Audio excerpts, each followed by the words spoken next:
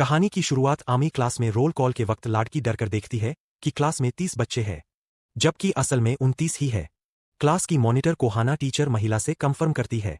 Teacher कहती है कि एक छुट्टी पर है तो 29 ही है। जब वे फिर से गिनती शुरू करती है तो कंजी फिर 30 तक गिनती है, पर वह चुप रहती है क्योंकि 30वां एक भूत है। केंजी अपनी इस नई शक्ति को छिपाने के लिए कोहाना की गिनती से गिनती मिलाती है। स्कूल छूटने का टाइम होता है। केंजी बस से घर जा रही होती है। तभी सामने की सीट पर एक और भूत दिखता है। कंजी की आंखें फटी रह जाती है। वह जो देख रही थी उसे यकीन नहीं हो रहा था। वह परेशान होकर सड़क किनारे बैठ जाती है और सर्च करती है, भूत दिखे तो क्या करें। एक ब्लॉगर कहता है कि इसमें क्या बड़ी बात है, अगर भूत दिखे तो उसे जोर से गाली दो, वह डरकर गायब हो जाएगा। केंजी यह वीडियो 2 बार देखती है, फिर हिम्मत करके घर जाने निकलती है। कुछ ही कदम पर उसे एक छोटा सा भूत दिखता है।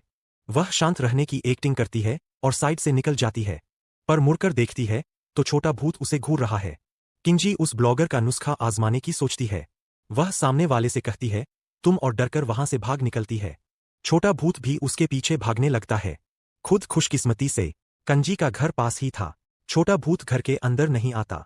किंजी चैन की सांस लेती है और दूसरे भूत वाले वीडियो देखने लगती है। एक दूसरा ब्लॉगर कहता है कि भूत पर चिल्लाना गलत है, इससे वह और भड़क सकता है और पीछा करते हुए घर भी आ सकता है, और यही हुआ। केंजी सिर उठाती है तो देखती है कि छोटा भूत आराम से उसके घर में टीवी देख रहा है। दूसरे ब्लॉगर की सलाह थी कि अगर भूत दिखे तो ऐसा दिखाओ कि तुम उसे देख ही नहीं रहे हो। कंजी वही करती है। छोटा भूत उसे कितना भी डराए वह नजरअंदाज करती रहती है। अगले दिन स्कूल जाते समय केंजी को बाहर सड़क पर एक भूत बैठा दिखता है। वह उस सलाह पर टिकी रहती है। हेडफोन लगाती है, खुशी वाले गाने सुनती है और ऐसा दिखाती है कि उसने कुछ नहीं देखा। वह चुपचाप सिर झुकाकर भूत के पास से निकल जाती है। तभी वह किसी से टकराती है और संगीत केंजी को एहसास होता है कि वह एक बुजुर्ग आदमी को भूत समझ बैठी थी।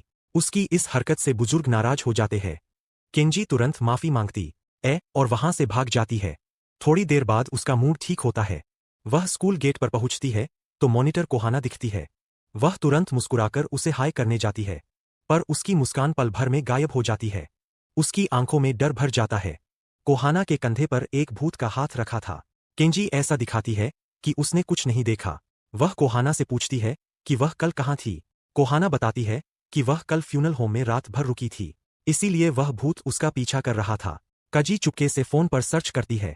नमक छिड़कना और माला पहनना भूतों को भगाता है। लंच में कंजी कोहाना के ध्यान ना देने पर उस पर नमक छिड़क देती है, पर कोई फायदा नहीं होता। खुशकिस्मती से दोपहर तक भूत का हाथ गायब हो जाता है। शाम को सारे क्लास मॉनिटर कल्चरल फेस्टिवल के कार्यक्रम के लिए पर्ची निकालने के लिए इकट्ठा होते हैं।